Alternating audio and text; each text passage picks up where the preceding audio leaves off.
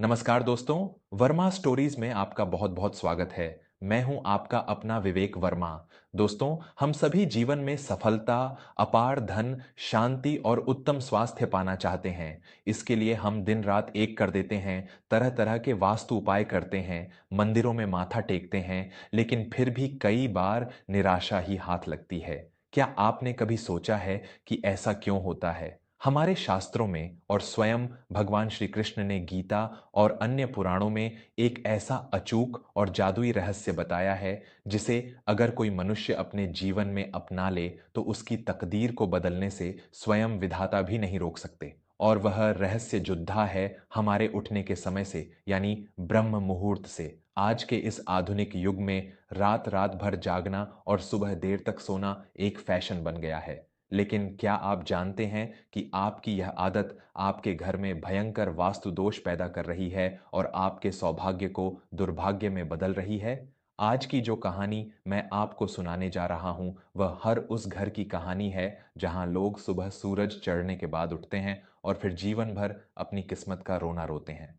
यह कथा आपकी आंखें खोल देगी और आपको ब्रह्म मुहूर्त की उस असीम शक्ति से परिचित कराएगी जो रातों रात रंक को राजा बना सकती है। ये कहानी है रामपुर नाम के एक शहर में रहने वाले रामानंद और उनके परिवार की। रामानंद एक बहुत ही सीधे सादे और संस्कारी इंसान थे। उनका एक छोटा सा लोहे का व्यापार था जिससे घर का खर्च जैसे तैसे चल जाता था। उनकी पत्नी का नाम कमला था, जो दिन भर घर के कामों में खटती रहती थी। उनका एक 26 साल का बेटा था, आदित्य। आदित्य पढ़ने लिखने में बहुत होशियार था। उसने एक बहुत अच्छी डिग्री भी हासिल की थी, लेकिन पिछले 3 सालों से वह नौकरी के लिए दर दर भटक रहा था। उसे जहां भी मौका मिलता, ऐन वक्त पर काम बिगड़ जाता। धीरे धीरे आदित्य गहरी निराशा और डिप्रेशन में चला गया।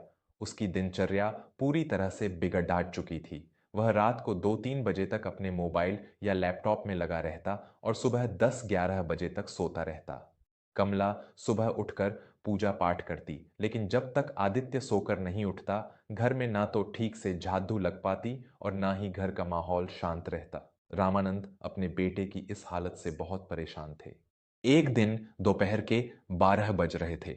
आदित्य अभी भी अपने कमरे में सो रहा था। रामानंद व्यापार में हुए एक बड्ढे नुकसान के कारण बहुत तनाव में घर लौटे। उन्होंने देखा कि घर का सामान बिखरा पड्डदा है और आदित्य अभी तक बिस्तर पर है। रामानंद का धैर्य जवाब दे गया। उन्होंने आदित्य के कमरे का दरवाजा जोर से खटखटाया और भीतर जाकर बोले, आदित्य उठो, 12 बज रहे हैं। सूरज सिर पर आ गया है और तुम अभी तक कुंभकर्ण की तरह सो रहे हो। तुम्हारे इस तरह पड़े डीछे रहने से पूरे घर में दरिद्रता छा गई है। ना मेरे व्यापार में बरकत है और ना तुम्हारी नौकरी लग रही है। आखिर तुम अपने जीवन के साथ क्या करना चाहते हो? आदित्य ने चिढ़ते हुए अपनी आंखें मलीं और झल्लाकर कहा, पिताजी, प्लीज मुझे मेरे हाल पर छोड़ डेच दीजिए। मेरी किस्मत ही खराब है। मैं रात रात भर जाग कर इंटरनेट पर नौकरियां ढूंढता हूँ, काम की चीजें पढ़ता हूँ। सुबह जल्दी उठकर भी क्या उखाड़ डाल लूंगा? जब भाग्य में ही कुछ नहीं लिखा तो सुबह उठने से कौन सा चमत्कार हो जाएगा?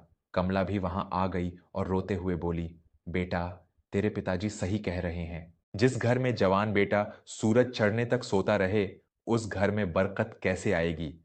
तू बीमार सा रहने लगा है। तेरे चेहरे का तेज खत्म हो गया है। हमारी तो कुछ सुन ले। लेकिन आदित्य ने उनकी एक ना सुनी और फिर से चादर ओढ़कर सो गया। घर का माहौल दिन ब दिन और भी ज्यादा नकारात्मक होता जा रहा था। ऐसा लग रहा था जैसे उनके घर को किसी की बुरी नजर लग गई हो। कुछ दिनों बाद रामानंद के बड्ढे भाई, जिन्हें सब गोविंद ताऊ जी कहते थे, गांव से उनसे मिलने आए। गोविंद ताऊ जी बहुत ही ज्ञानी, आयुर्वेद के जानकार और शास्त्रों के जाता थे। उनके चेहरे पर एक अद्भुत चमक और मन में गजब की शांति थी। जब गोविंद ताऊ जी घर आए तो उन्होंने घर में प्रवेश करते ही एक अजीब सी उदासी और भारीपन महसूस किया। अगले दिन सुबह जब ताऊ जी सुबह 4 बजे उठकर स्नान ध्यान कर रहे थे, उन्होंने देखा कि घर के सभी दरवाजे बंद हैं, ताज़ी हवा का कहीं से कोई प्रवेश नहीं है और आदित्य के कमरे से अजीब सी नकारात्मक ऊर्जा आ रही है। सुबह के 10 बज गए, लेकिन आदित्य कमरे से बाहर नहीं आया। शाम के समय ताऊ जी ने रामानंद, कमला और आदित्य को अपने पास आंगन में बैठाया। गोविंद ताऊ जी ने बहुत ही शांत लेकिन गंभीर स्वर में कहा, रामानंद, मैंने तुम्हारे घर का कोना कोना देखा है। तुम्हारे घर की बनावट वास्तु के हिसाब से बिल्कुल सही है। फिर भी तुम्हारे घर में भयंकर वास्तु दोष पनप रहा है। घर में धन की कमी है, कलह है और इस बच्चे के जीवन में असफलता का अंधकार है। क्या तुम जानते हो इसका सबसे बड़ा कारण क्या है? आदित्य ने मायूस होकर कहा, ताऊ जी, इसका कारण मेरी खराब किस्मत है। मैं मेहनत करता हूं लेकिन सफलता मुझसे दूर भाग जाती है। ताऊ जी मुस्कुराए और बोले, बेटा आदित्य, तुम्हारी किस्मत खराब नहीं है, बल्कि तुमने खुद अपनी किस्मत के दरवाजे पर एक बहुत बड़ा ताला लगा रखा है। और वह ताला है तुम्हारे सुबह देर तक सोने की आदत। तुमने प्रकृति के नियम को तोड़ दिया है। आदित्य ने थोड़े अविश्वास से पूछा, ताऊ जी, मेरे सोने का मेरी सफलता या घर के वास्तु से क्या संबंध? मैं रात को अपना काम करता हूं तो सुबह लेट उठता हूं। इसमें भगवान या वास्तु कहां से आ गए? गोविंद ताऊजी ने आदित्य के कंधे पर हाथ रखा और एक बहुत ही गहरा रहस्य खोलते हुए कहा, बेटा, भगवान श्री कृष्ण ने स्वयं कहा है कि जो मनुष्य ब्रह्म मुहूर्त में नहीं उठता वह अपने जीवन का आधा पुण्य और अपनी सारी सफलता सोते हुए ही नष्ट कर देता है।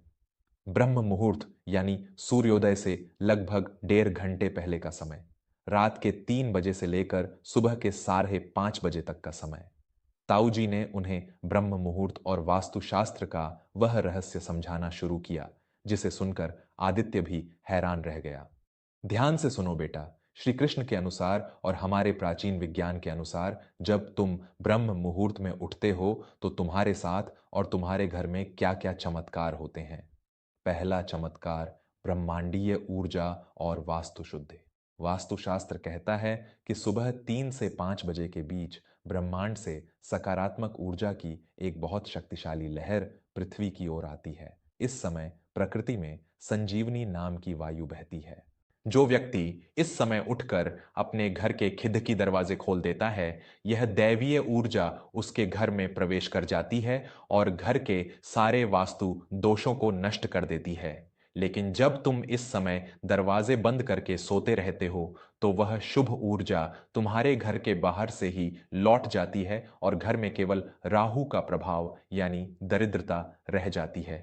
ताऊ जी ने आगे बताया, दूसरा चमत्कार, मानसिक शक्ति और सफलता। श्री कृष्ण कहते हैं कि इस समय संपूर्ण वातावरण शांत होता है। जब तुम इस समय उठते हो तो तुम्हारा मस्तिष्क अल्फा स्टेट में होता है, यानी तुम्हारा दिमाग अपनी सबसे उच्चतम सीमा पर काम कर रहा होता है। रात भर जागकर तुम जो काम 4 घंटे में करते हो, ब्रह्म मुहूर्त में उठकर वह काम तुम 1 घंटे में कर सकते हो। जो लोग इस समय उठकर अपने लक्ष्य के बारे में सोचते हैं या पढ़ते हैं, ब्रह्मांड उनकी उन इच्छाओं को बहुत जल्दी पूरा करता है। इसीलिए इसे अमृत बेला भी कहा जाता है। तीसरा चमत्कार, आकर्षण और स्वास्थ्य। जो व्यक्ति सूरज के उगने से पहले उठता है, प्रकृति उसे एक अद्भुत तेज और चुंबकत्व प्रदान करती है। देर तक सोने वाले व्यक्ति के शरीर में आलस और बीमारियां घर कर लेती हैं, लेकिन ब्रह्म मुहूर्त में उठने वाले का शरीर निरोगी होता है और उसके चेहरे पर एक अलग ही चमक होती है जो दूसरों को उसकी तरफ आकर्षित करती है। ताऊ जी की बातें आदित्य के सीधे दिल पर जा लगीं। ताऊ जी ने कड़ी शब्दों में कहा, आदित्य, तुम रात को जागकर प्रकृति के खिलाफ जा रहे हो। श्री कृष्ण ने गीता में स्पष्ट कहा है कि जो व्यक्ति बहुत अधिक सोता है या असमय सोता है वह कभी योगी या सफल नहीं बन सकता। जब सूरज निकल आता है तो ब्रह्मांड की वह बांटने वाली ऊर्जा खत्म हो जाती है। तुम उठते ही उस समय हो जब प्रकृति अपना खजाना बंद कर चुकी होती है। फिर तुम शिकायत करते हो कि तुम्हें कुछ नहीं मिला। आदित्य की आंखों में एक नई चमक आ गई। उसका सारा अज्ञान दूर हो गया था। उसने हाथ जोड़ धकर कहा, ताऊ जी, क्या सच में केवल मेरे उठने के समय को बदलने से मेरी जिंदगी बदल सकती है? मैंने आज तक इस विज्ञान को कभी नहीं समझा। मैं कल से ही ब्रह्म मुहूर्त में उठने का संकल्प लेता हूँ। ताऊ जी ने खुश होकर उसे आशीर्वाद दिया। शुरुआत के कुछ दिन बहुत तकलीफ होगी बेटा। शरीर तुम्हें वापस सुलाने की कोशिश करेगा, लेकिन अगर तुमने लगातार 21 दिन इस नियम का पालन कर लिया तो तुम्हारी तकदीर पलटने से कोई नहीं रोक सकता। अगली सुबह से ही आदित्य ने अपनी लड़ाई शुरू कर दी। उसने रात को मोबाइल देखना बंद कर दिया और जल्दी सोने की आदत डाली। अगले दिन वह सुबह 4 बजे उठ गया। हालांकि उसकी आंखें भारी थीं और सिर दर्द कर रहा था, लेकिन वह बिस्तर से उठकर सीधा घर के आंगन में गया। उसने ताजी और ठंडी हवा की एक गहरी सांस ली, घर के मुख्य द्वार और खिड़कियां खोल दीं। उस समय का सन्नाटा, वह शांति और पक्षियों की हल्की हल्की चहचहाहट, आदित्य ने जीवन में पहली बार इतनी शांति महसूस की। उसने उस ब्रह्म बेला में बैठकर ईश्वर का ध्यान किया और उसके बाद अपनी पढ़ाई और नौकरी की तैयारी शुरू की। पहले 3-4 दिन उसे बहुत परेशानी हुई, लेकिन धीरे धीरे उसका शरीर इस नए चक्र के हिसाब से ढलने लगा।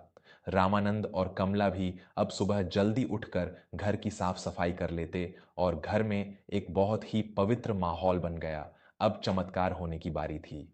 सुबह उठने के कारण आदित्य का दिमाग अब पहले से कई गुना तेज चलने लगा था। उसके अंदर से वह सारी चिद्दाहट और डिप्रेशन गायब हो गया। उसके चेहरे पर एक गजब का आत्मविश्वास झलकने लगा। जिस घर में पहले हर वक्त तनाव रहता था, वहां अब ब्रह्म मुहूर्त में उठने और खिड़की दरवाजे खोलने से सुबह सुबह सकारात्मक ऊर्जा का संचार होने लगा। घर का वास्तु दोष अपने आप खत्म हो गया। ठीक 25 दिन बाद आदित्य को एक बहुत बड़ी मल्टीनेशनल कंपनी से इंटरव्यू का बुलावा आया। जब आदित्य उस इंटरव्यू में बैठा तो उसका दिमाग बिल्कुल शांत था। उसने हर सवाल का जवाब इतने आत्मविश्वास और सकारात्मकता के साथ दिया कि कंपनी के अधिकारी उससे बेहद प्रभावित हुए। उसी शाम आदित्य के हाथ में एक बहुत बड़े पैकेज का नियुक्ति पत्र था। वह दौड़ता हुआ घर आया और सीधे अपनी मां कमला और पिता रामानंद के चरणों में गिर पड़ा। पिताजी, मां, मेरी नौकरी लग गई, बहुत बड़े पद पर। ताऊजी सही कहते थे। मैंने जब से ब्रह्म मुहूर्त में उठना शुरू किया है, मुझे ऐसा लगता है जैसे पूरी दुनिया की ताकत मेरे साथ खड़ी है। मेरा दिमाग अब थकता नहीं है। रामानंद और कमला की आंखों से खुशी के आंसू बह निकले। घर में खुशियों की लहर दौड़ गई। धीरे धीरे रामानंद के व्यापार में भी अभूतपूर्व वृद्धि हुई। जो लेनदार उन्हें परेशान करते थे, उन्होंने खुद आकर पैसे लौटा दिए। उनके घर की दरिद्रता पूरी तरह से समाप्त हो गई और घर में साक्षात माता लक्ष्मी और सुख शांति ने अपना स्थायी डेरा जमा लिया। तो दोस्तों, यह थी आदित्य की कहानी। हमारे पूर्वज, आर्षि मुनि और हमारे भगवान हमें कभी कोई गलत मार्ग नहीं दिखाते। ब्रह्म मुहूर्त केवल एक समय नहीं है, यह विधाता से सीधा जुड़ने का एक द्वार है। जो व्यक्ति इस समय उठकर ईश्वर का नाम लेता है, अपने कर्म पर ध्यान केंद्रित करता है और प्रकृति की इस ताजी हवा को अपने घर और शरीर में प्रवेश करने देता है, उसके जीवन से हर प्रकार का वास्तु दोष, दरिद्रता और बीमारियां हमेशा के लिए कोसों दूर हो जाती हैं। अगर आप भी अपने जीवन में लगातार असफलता का सामना कर रहे हैं, तनाव में हैं या घर में हमेशा कलह और नकारात्मकता बनी रहती है, तो कल सुबह से ही अपना अलार्म बदल दीजिए। श्री कृष्ण की इस सीख को अपने जीवन में उतार कर देखिए। सुबह 4 बजे उठिए और फिर देखिए कि कैसे ब्रह्मांड आपके हर सपने को पूरा करने में लग जाता। आपको आदित्य और रामानंद की यह कहानी कैसी लगी? क्या आप भी कल से ब्रह्म मुहूर्त में उठने का संकल्प ले रहे हैं? अपने विचार मुझे कमेंट करके जरूर बताएं। अगर इस कथा ने आपके भीतर एक नई ऊर्जा भरी हो, तो इसे अपने परिवार, दोस्तों और खासकर युवा पीढ़ी के साथ शेयर जरूर करें, ताकि वे भी इस महान रहस्य को जान सकें। मैं आपका अपना विवेक वर्मा लेता हूं आपसे विदा। फिर मिलूंगा एक नई कहानी, एक नई दिशा के साथ। खुश रहिए, अपने समय का सम्मान कीजिए और जीवन में हमेशा आगे बढ़ते रहिए। जय श्री कृष्ण। धन्यवाद।